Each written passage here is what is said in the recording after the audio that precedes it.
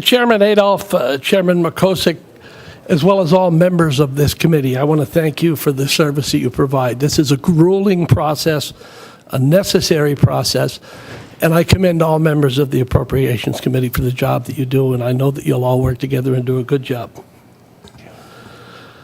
Jobs, jobs, jobs. If I've heard it once, I've heard it 1,000 times. Doing what we can to get people back to work and laying the groundwork for the private sector to create the jobs it needs to facilitate those workers has been a mission at the state level since I've been in office. We live in a world where we're closely examining economic reports from month to month to anxiously track progress, and at the state level, we're just holding the unemployment line at 7%. I feel as though we have an opportunity in Pennsylvania to help get more trained and highly skilled tradesmen and technicians dispersed among our state's skilled labor workforce. Since its inception in 1905, the Commonwealth has owned the Thaddeus Stevens College of Technology, which occupies 32.5 acres in Lancaster. It is our only state-owned two-year college of technology. I'm proud to say that I am a graduate of Thaddeus Stevens. It enrolls students from all across Pennsylvania, students representing 57 of our 67 counties. 56% of the students are the first generation in their families to pursue higher education. Thaddeus Stevens College of Technology received more than 3,400 applicants last fall. The institution could only take 550 of those applicants. Some of the programs that currently exist at Stevens, machine technology, metal fabrication, electrical technology, and HVAC and refrigeration, would greatly benefit from expansion. Nowadays, there are many options for our young people to seek out once they are graduated from high school. We're finding more and more that for some of our kids, going to a 4-year college program isn't the right fit. It's like fitting a square peg into a round hole in some cases.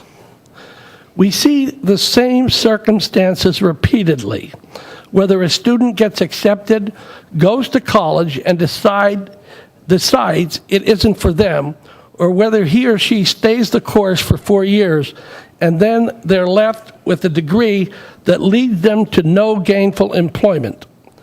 The writing is on the wall that college isn't for everyone. And you know what? That's okay. Because we're hearing more and more from business and industry that they need more skilled workers to hire. That's where institutions like Thaddeus Stevens College of Technology become the answer. The demand is there.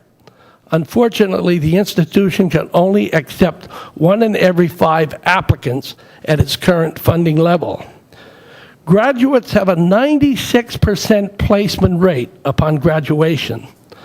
The best part of that for the state, 95% of those graduates are then employed in Pennsylvania. The growth is apparent. But as the institution explains it, TSCT has a bottleneck. The great demand of applicants is there on one end, and the great demand for employers is also there on the other end of the equation.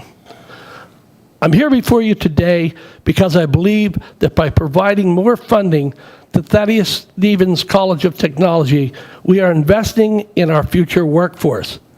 The institution would like to create additional programs in water and waste management, industrial maintenance, diesel mechanics, welding, smart cam, computer engineering, and residential remodeling.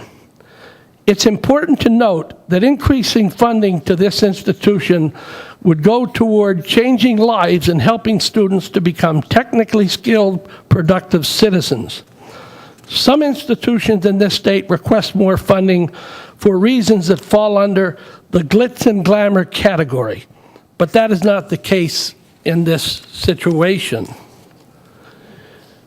In a recent news story, Dr. William Griscom, the president of Thaddeus Stevens College of Technology, explained that one year, 30 Pennsylvania companies competed against each other to hire the school's 13 machine majors.